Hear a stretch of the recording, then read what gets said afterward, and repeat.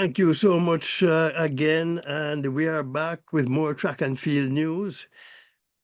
With the Carifta Games now history, it's on to the Penn Relays at Franklin Field in Philadelphia this weekend. And Kingston College aiming to defend their 4x4 relay title in their centenary year. Haven't heard why Martino Rose didn't run the 4x4 in the final at the Carifta, but if he's injured, that will certainly dampen Kingston College's chances of defending their 4x4 title. Now, let us cut the fat and leave the bone on this one, Professor. Okay.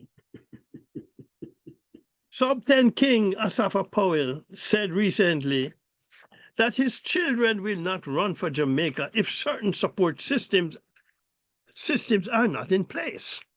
He says his wife, who is Canadian and Ghanaian roots, with his wife being Canadian and having Ghanaian roots, he has options. Okay. Now, I wonder if some of our other premier athletes with young children feel the same way. But I think rather than being critical of the lack of support systems, perhaps what Asafa should do is get involved with whatever he thinks is wrong and work toward changing it. Well, John, Asafa has established himself not only as a great athlete, but as a great philanthropist. So we cannot doubt that he not only put his money where his mouth is, but he put his he uses money to replace his legs, John, in advocating for Jamaica. And we have to ask this question: what could have motivated a patriot, John? As I said, he put his legs and his money where his mouth was, to come to the conclusion that he has to leverage, exercise, use his platform to leverage so that athletes who are coming behind him, John, has better support from the system that should be supporting them,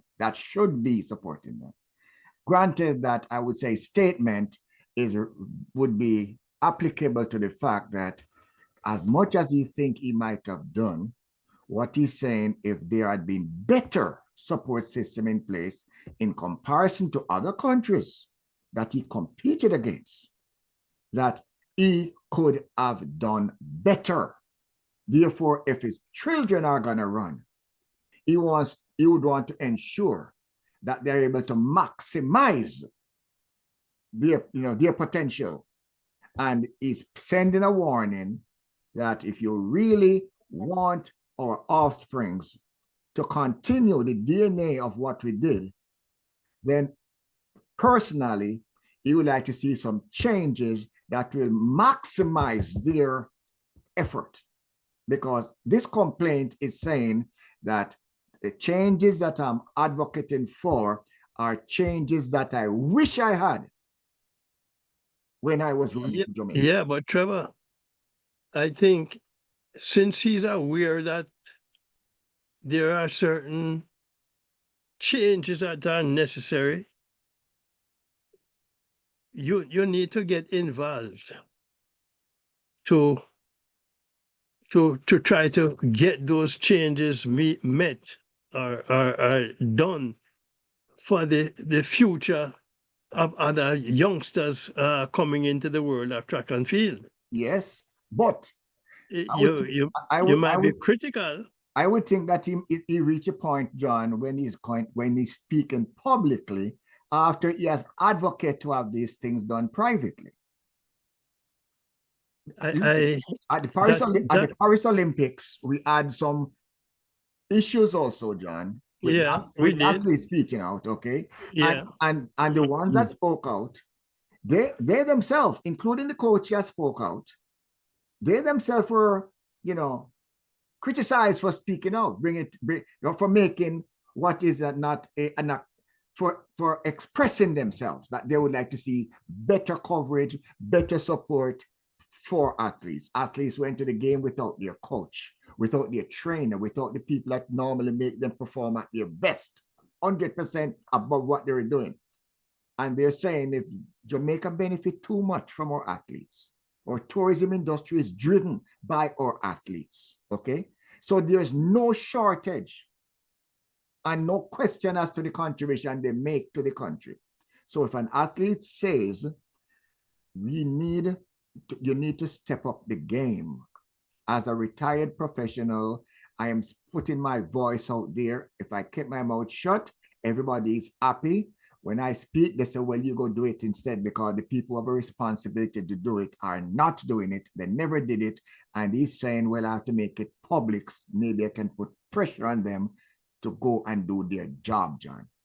Yeah. And so you also get involved in the administration of the athletics to be the instrument of change. Will they give him the chance? Because standing on the outside and talking not going to change things. Yeah, but the question is, you have to be on the inside. But maybe he is being barred from getting inside because he wants to make changes.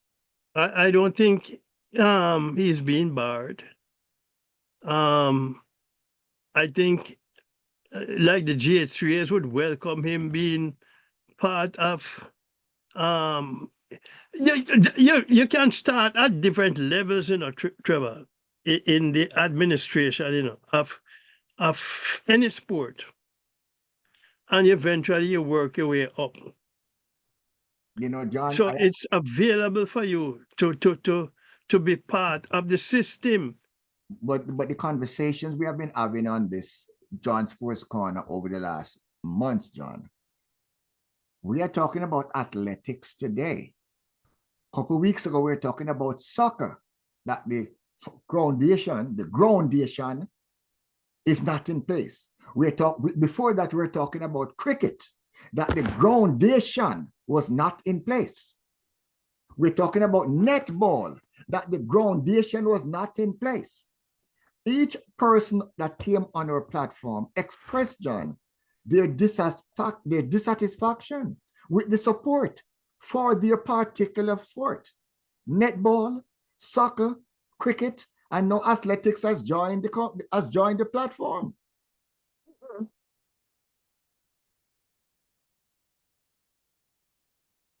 You still have to get involved, Trevor.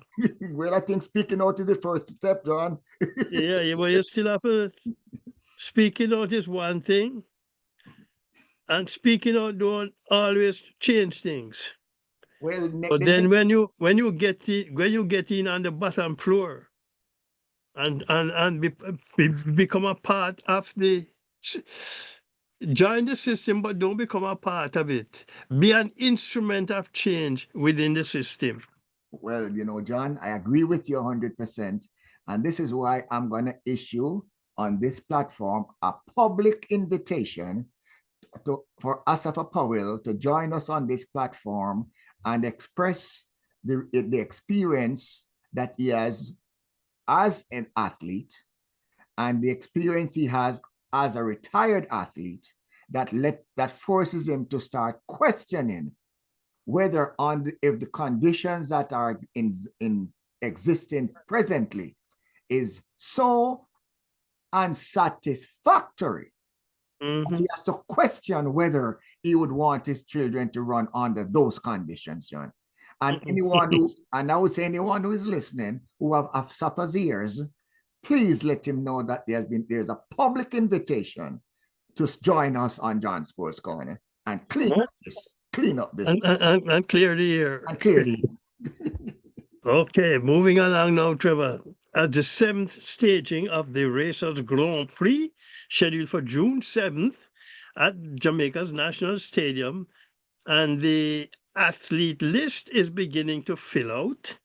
Jamaica's 100-meter Olympic silver medalist Kishane Thompson and U.S. 100 hurdles Olympic gold medalist Masai Russell will be there. Some of the other athletes we expect to see are Antonio Watson, world champion 400-meter gold medalist, long jumper Wayne Pinnock, who has won silvers at both Olympics and World Championship. Oblique Seville, up-and-coming young Jamaican sprinter. Brian Level, another young Jamaica up-and-coming sprinter. Rasheed McDonald, who has been a war horse over the years, over 400 meters. And Christopher Taylor, following his 2-year ban for a drug offense, he will be back at the Grand Prix in 2025. Moving along to cricket. Cricket West Indies Rising Stars under 15 round 5 games today at the Coolidge Cricket Ground. Barbados by 49 runs over Guyana. And Barbados 209 for 8 from 50 overs. Seth Smith 47. Justin Paris 38. Riaz Latif 3 for 31 from 10 overs. Brandon Henry 2 for 24 from 10. Guyana 159 in 45.3 overs. Brandon Henry 50. Nathaniel Ramsamy 32. Asher Branford 3 for 19 from 5 overs. Justin Paris 2 for 24 from 10. At the Sir Viv Richards Cricket Ground or Stadium, Jamaica by 10 wickets over Windward Islands. Windward Islands bowled out for 86 in 26 overs. Jamie Wickham 42. Andrew Lloyd 4 for 25 from 8 overs. Wayne Plummer 2 for 18 from 6. Ikone Robinson 2 for 16 from 5 overs. Jamaica 87 without loss from 12.2 overs. Lowen Price 32 not out. Rajay McGreechy 30 not out. And we move along now to round 4 scores from day before yesterday, Trevor.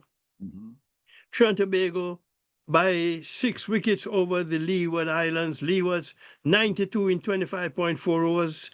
Jathan Edward 19. Sanjiv Bachu 3 for 12 from 7 overs. Jaden Sadafal 3 for 28 from 6. Trinidad and Tobago 93 for 4 from 16.4 overs. Jordan Julian 36. Hayden Pollard 21. Tyrion Daniel 2 for 21 from 6 overs. Aidan Williams 2 for 26 from 4.4 overs. And at the Coolidge Cricket Ground, Trinidad and Tobago defeated Jamaica by 4 wickets. Jamaica 132 in 43.1 overs. Rajay Magichi 63, Zion Phillip 3 for 14 from 10 overs. Samuel Stewart 3 for 17 from 7. Trinidad and Tobago 134 for 6 from 40.3 overs. Zion Phillip 61 not out. Alexandra Elliott 2 for 7 from 5. Wayne Plummer 2 for 36 from 7. At the Sir Viv Richards Stadium, Guyana by 6 wickets over the Leeward Islands. Leeward 77 in 24.4 overs. Riaz Latif 4 for 7 from 6 overs. Patrice Fraser 3 for 21 from 5.4 overs. Guyana 78 for 4 from 25 overs. Arif Bacchus 23. Andre Peters 2 for 28 from 8 overs. And finally, at the Antigua Recreation Ground, Barbados by 140 runs over the Windward Islands. Barbados 248 from 48.1 overs. Hilani Clark 100, an even century. Rajiv Parsaram 34. Jershawn Joseph 4 for 53 from 9 overs. Delroy Tittle 2 for 31 from 5. Windward Islands 108 from 35.3 overs. Jershawn Joseph 26. Justin Paris 3 for 29 from 9.3 overs. Zared Harding 2 for 6 from 5 overs. The Cricket West Indies Breakout League bowls off on Friday. There'll be 2 games at the Brian Lara Cricket Academy to get things going. The early game will see Guyana Rainforest Rangers playing against the Windward Islands Infernos, while the afternoon game, Trinidad and Tobago Legions play Barbados Pelicans. Then on Saturday, at the same venue, Jamaica Titans will take on the Leeward Thunder. Then in the late game, the Trinidad and Tobago Legions will play Guyana Rainforest Rangers. The Canada Super 60, a T10 league scheduled for July, has attracted a slew of international cricketers, including West Indians Shamar Joseph, Gudakesh Moti, Andre Fletcher, among others. Women have also registered to be part of the Super 60, with West Indians Deandra Dotting and Chanel Henry among the women registered. And moving along to Indian Premier League at Hyderabad, Mumbai Indians by 7 wickets over Sunrisers Hyderabad earlier. Sunrisers 143 for 8 from 20 overs. Henrik Klassen 71. Abhinav Manohar 43. Trent Boult 4 for 26 from 4 overs. Mumbai Indians 146 for 3 from 15.4 overs. Rohit Sharma 70. Surya Kumar Yadav 40 not out. While at Lucknow, the Delhi Capitals by 8 wickets over the Lucknow Super Giants. Giants 159 for 6 from 20 overs. Aid Markham 52. Mitchell Marsh 45. Mukesh Kumar 4 for 33 from 4 overs. Capitals 161 for 2 from 17.5 overs. KL Rahul 57 not out. Abhishek Porel 51. Aid Markham 2 for 30 from 3 overs. There's also the Pakistan Super League in progress, and today at Multan, Islamabad United by 7 wickets over Multan Sultans. Multan 168 for 5 from 20 overs. Usman Khan 61, Mohammed Rizwan 36. 4 bowlers with 1 wicket each with 1 run out. Islamabad 171 for 3 from 17.1 overs. Andres Goss 80 not out.